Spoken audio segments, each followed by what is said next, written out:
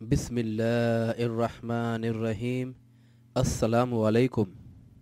آج میں بیان کروں گا حضرت ابو بکر صدیق کے بارے میں۔ حضرت ابو بکر صدیق خلفائے راشدین میں سب سے پہلے خلیفہ تھے۔ وہ عمر میں نبی کریم صلی اللہ علیہ وآلہ وسلم سے 2 سال چھوٹے تھے۔ ان کا خاندان مکہ کے امیر ترین تاجروں کا خاندان تھا۔ وہ معزز ترین لوگوں میں شمار ہوتے تھے۔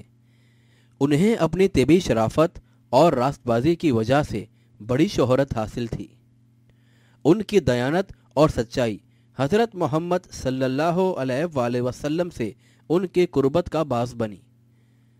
دونوں کے درمیان لڑکپن کے زمانے میں دوستی قائم ہوئی اور زندگی بھر بڑھتی رہی۔ سیدنا حضرت ابو بکر صدیق رضی اللہ تعالی عنہ دنیا کے پہلے بالغ مرد تھے جنہوں نے رسول اللہ صلی اللہ علیہ وآلہ وسلم کے ہاتھ پر اسلام قبول کیا۔ انہوں نے یہ کام کسی ہچکچاہٹ کے بغیر انتہائی جوش و خروش سے کیا۔ ایک دفعہ رسول اللہ صلی اللہ علیہ وآلہ وسلم نے فرمایا، اللہ تعالیٰ نے مجھے تمہاری طرف نبی بنا کر بھیجا تھا، تو تم لوگوں نے کہا تم جھوٹ بولتے ہو، لیکن ابو بکر نے کہا کہ آپ سچے ہیں، اور انہوں نے اپنی جان و مال کے ذریعے سے میری مدد کی تھی۔ سیدنا ابو بکر صدیق رضی اللہ تعالی عنہ مسلمانوں کے لیے انتہائی نرم دل تھے۔ وہ جب بھی کسی مسلمان کو تکلیف میں دیکھتے تو جس قدر ان کے بس میں ہوتا ان کی مدد کرتے۔ اسلام قبول کرنے کے بعد اسلام کے لیے انہوں نے کسی قربانی سے دریغ نہ کیا۔ سنگ دل قریشی آقا اپنے غلاموں کو اسلام ترک کرنے پر مجبور کرنے کے لیے ان پر مظالم ڈالتے، ان پر کوڑے برساتے یا انہیں ننگے جسم تپتی ہوئی دھوپ میں گرم ریت پر لٹا دیتے تھے۔ ایک قریشی سردار امیہ بن خلف نے اپنے غلام حضرت بلال بن رباح رضی اللہ تعالی عنہ کو سخت دھوپ میں تپتی ریت پر لٹا کر ان کے سینے پر بھاری پتھر رکھوا دیے تھے۔ حضرت ابو بکر صدیق نے اپنی دولت خرچ کر کے ایسے بےکس اور مظلوم مسلمان غلاموں کو خریدا اور اللہ کی خوشنودی کے لیے انہیں آزاد کیا۔ جب نبی کریم صلی اللہ علیہ وآلہ وسلم نے لوگوں سے غزوہ تبوک کے لیے مالی تعاون کی اپیل کی تو ہر کوئی اپنی اپنی استطاعت کے مطابق جو کچھ لا سکتا تھا لایا۔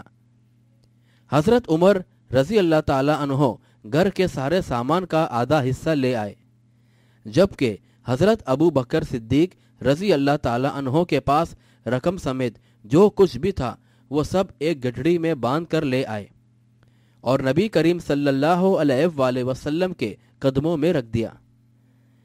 نبی کریم صلی اللہ علیہ وآلہ وسلم نے پوچھا، ابو بکر گھر والوں کے لیے بھی کچھ باقی رکھ آئے ہو؟ انہوں نے جواب دیا، ہاں، اللہ اور اس کے رسول کو۔ بہرحال نبی کریم صلی اللہ علیہ وآلہ وسلم نے انہیں صدیق کا خطاب دیا، جس کے معنی ہیں انتہائی سچا اور راست باز۔ اس کا سبب یہ بنا کہ جب نبی کریم صلی اللہ علیہ وآلہ وسلم حضرت جبرائیل علیہ السلام کے ہمراہ سفر معراج پر گئے اور لوگوں کو اس عظیم واقعے کی اطلاع دی تو دشمنان اسلام اس پر تمسخر اڑانے لگے، اور ان میں سے کچھ دوڑے دوڑے حضرت ابو بکر صدیق کے پاس گئے اور کہا، تم نے سنا تمہارا ساتھی محمد نے یہ دعویٰ کیا ہے کہ وہ آج کی رات بیت المقدس کی سیر کر کے آئے ہیں۔ حضرت ابو بکر صدیق نے کہا، کیا انہوں نے ایسا کہا ہے؟ کافروں نے جواب دیا، ہاں۔ ابو بکر صدیق رضی اللہ تعالی عنہ نے کہا، اگر انہوں نے کہا ہے تو واقعی سچ ہے۔ لوگوں نے کہا، کیا تم اس بات کی تصدیق کرتے ہو وہ رات کو بیت المقدس گئے اور صبح ہونے سے پہلے ہی واپس آ گئے؟ حضرت ابو بکر صدیق نے کہا، میں تو ان کی اس بڑی باتوں کی بھی تصدیق کرتا ہوں۔ میں تو صبح و شام ان تمام باتوں کی تصدیق کرتا ہوں جو آسمان سے ان کے پاس آتی ہیں۔ اسی روز سے ان کا لقب صدیق رکھ دیا گیا۔ रसूल अल्लाह सल्लल्लाहु अलैहि वसल्लम की ज़िंदगी का एक अहम तारीखी वाक़या मदीने की तरफ आपकी हिजरत थी।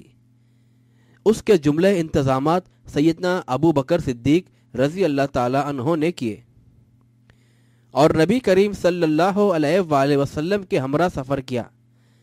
तमाम सहाबा कराम रज़ी अल्लाह ताला अन्हो में से ये एजाज़ भी उनके हिस्से में आया कि वो रसूल अल्लाह सल्लल्लाहु अलैहि वसल्लम की ज़िंदगी के इंतहाई नाजुक मौके पर आपके साथ रहे। वो तमाम गज़वात में भी आपके हमरा, आपके परचम तले दाद शुजात रहे। कुरान मजीद के जमा व तदमीन का काम भी उन्हीं की निगरानी में सरअंजाम पाया।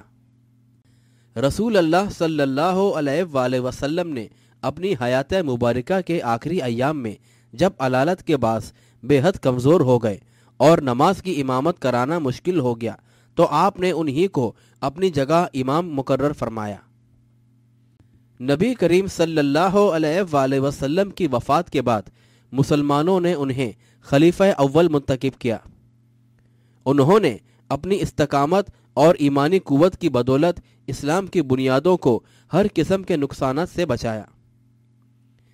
हज़रत अबू बकर सिद्दीक रज़ी अल्लाह ताला अन्हो को उन लोगों से भी लड़ना पड़ा जिन्होंने इस्लाम तर्क करके मुसलमानों के खिलाफ लड़ाई शुरू कर दी थी और उन्होंने मुनकिरीन ज़कात के खिलाफ भी जहाद किया और नबूवत के जाली दावेदारों मसलिमा खज़्ज़ाब और असूद अनसी वगैरह को शिकस्त फाश से दो चार किया।